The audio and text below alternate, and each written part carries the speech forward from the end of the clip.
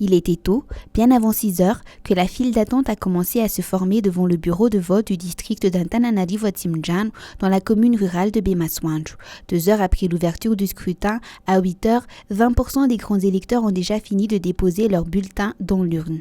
Cet après-midi, à la fermeture du bureau de vote, le bilan fait état de 178 votants sur 202 électeurs, soit un taux de participation de 88,8%.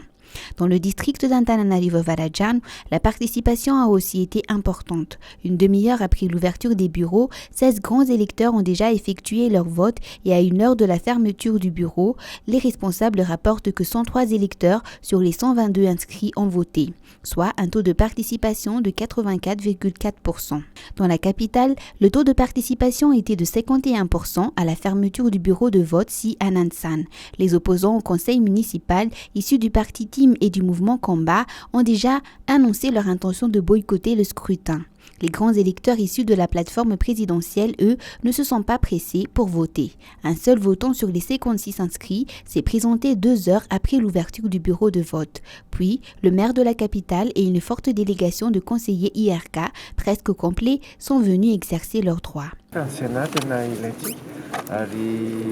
Nieritreretan'ny président anazy hoe sena mba vitsivitsy afaka manampy firenena ahoana moa ny tsisy lanjany démocratie ane io e mandray anjara ianao tsara tsy mandray anjara ianao zay lany eo zay nisy. En général, le scrutin s'est déroulé dans le calme selon les premiers rapports de l'Observatoire des élections Safidi. Cette branche du mouvement Rouille a déployé 125 observateurs dans 114 districts à travers toute l'île. Leur premier rapport à la mi-journée fait état du bon déroulement de l'ouverture du scrutin sur plus de 79 bureaux de vote qu'ils ont observés. L'Observatoire a néanmoins reçu plusieurs signalements d'irrégularité. D'une manière générale, les procédures liées à l'ouverture des bureaux de vote ont été respectées. Les matériels de vote ont été mis à disposition auprès des bureaux de vote.